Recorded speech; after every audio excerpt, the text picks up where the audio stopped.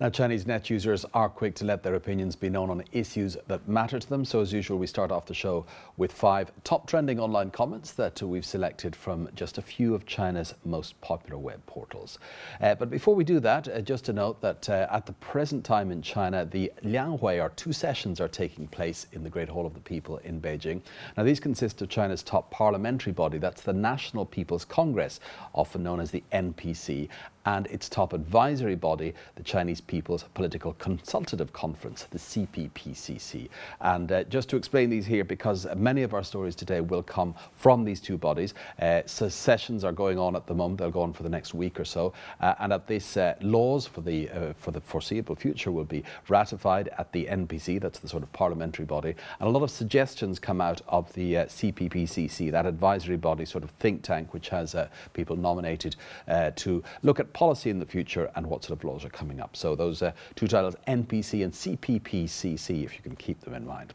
Well, for our number 5 hot comment today, we first go to QQ.com. Isn't the purpose of developing the economy to have a better life? Well, this comment in response to a report recently on sznews.com, and they said that Zhong Nanshan, a representative of that body, the National People's Congress, the NPC, and also a member of the Chinese Academy of Sciences, cited research data proving that tiny PM2.5 air particles pose the greatest health risk and can lead to lung cancer. Now, these particles are named this way because they are less than 2.5 microns in diameter, and they can lodge in the lungs and even smaller parts of the body, but tend not to be coughed out like larger particles of dust. Zhong said they have been proven to be harmful to human respiratory, cardiovascular, endocrine and the nervous system. And he also pointed out that lung cancer cases in Beijing had increased by 60% in the past decade. In terms of combating China's smog problems, Zhong had this to say: "We have now reached the stage where food, water and air, elements of people's basic health and survival, are at risk. Let's get this straight. Is GDP more important or our people's health?" And as can be imagined, net users like this one here have flocked to applaud Zhong's refreshingly forthright and open attitude. At number 4 on QQ.com, we don't want to be lab rats. Chen Siwen, a top-ranking agriculture official in the Chinese Communist Party, said recently that it was inevitable that China would import some genetically modified farm produce for the foreseeable future. According to official figures, the country imported over 58 million tons of genetically modified soybeans last year, mostly from the United States, Brazil and Argentina. Domestic soybean harvests only produce about 14 million tons, while demand exceeds 70 million tons in China annually.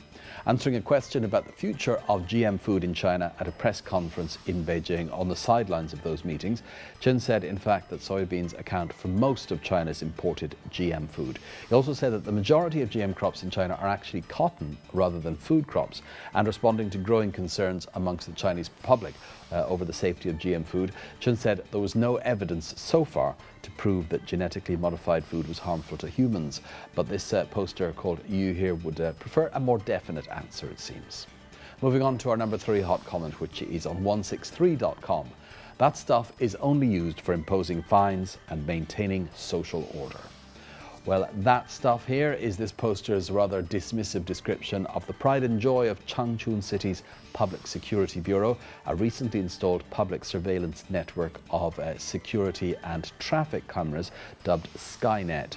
Now, this comment comes in the wake of the failure of police there to locate a car stolen with an infant on board, despite knowing the make of the car, its colour and licence plate within 20 minutes of the theft. The grey SUV was only discovered when a security guard near a school 25 miles away reported it 36 hours later. And the thief, who admitted to strangling the child in the car to death, handed himself in before being found by police. Many internet users began to question why this much-hyped Skynet system failed to detect the car as it left the city. According to state media, China Unicom won the contract to build phase 2 of Changchun Skynet, and the system is, as we said, designed to provide blanket surveillance of the city with cameras in virtually every building and at every intersection. And this anger was stoked even further when the South China Morning Post reprinted a directive sent to media by Jilin provincial authorities, that's the province involved here, and this ordered them to report the story positively and forbade any criticism of either the police or the city's surveillance system. Since then, journalists in the northeastern province say they've been forbidden from covering the story at all. The callousness of the official action has appalled millions of Chinese net users, these 5,000 amongst them. At number 2, staying with 163.com, some businessmen are really evil, but those who protect them even more despicable. During the ongoing National People's Congress meeting, Zhu Jiangjin, an NPC deputy from Zhejiang province, engaged in a little theatre to highlight food safety problems and especially the rampant use of hazardous additives in food. Now, to make his point, Zhu pulled out a bag of peanuts, threw 10 of them into a glass, and when the water was poured in, it turned black within seconds. Now, Zhu said that the peanuts were supposedly healthy black skin peanuts, which are popular in restaurants and hotels in China, but a little pricier than the ordinary ones. But for the sake of profit, manufacturers often dye regular peanuts with colouring agents that contain harmful substances. Food safety is one of the hottest topics at this year's 2 sessions, and a survey conducted by people.com.cn, the online portal of the People's Daily, found that 96% of internet users have no confidence in the safety of domestically made foods. Our poster suggesting that manufacturers couldn't get away with such blatant disregard of safety norms and rules without some collusion from those tasked with overseeing food safety.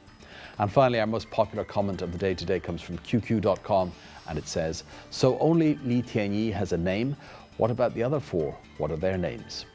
Li Tianyi, or Li Guangfeng as he's also known, is the 17-year-old son of a popular Chinese singer of patriotic songs and actually the holder of the rank of Major General in the People's Liberation Army. His name is Li Shuangjiang. The younger Li is in the public spotlight again for the second time in 2 years after he was one of 5 people detained in connection with an alleged gang rape in a Beijing hotel. Li had only recently been released from an educational reform centre where he spent a year after he was caught driving a BMW with no licence and then attacking a middle-aged couple in an incident of road rage. The case has been commented on as one of several incidents of the offspring of the powerful elite behaving with what they believe is impunity. The Haidian District Court says Li and 4 others have been transferred to the custody of the Procuratorate, that's the prosecution service in China. The Global Times newspaper quoted a Beijing lawyer saying that an adult charged with rape faces a minimum 10-year sentence if found guilty, but a minor might be treated more leniently. However, a poster and thousands of others pointing out that while Li may have some form in the past, there were others involved too, and they also have names.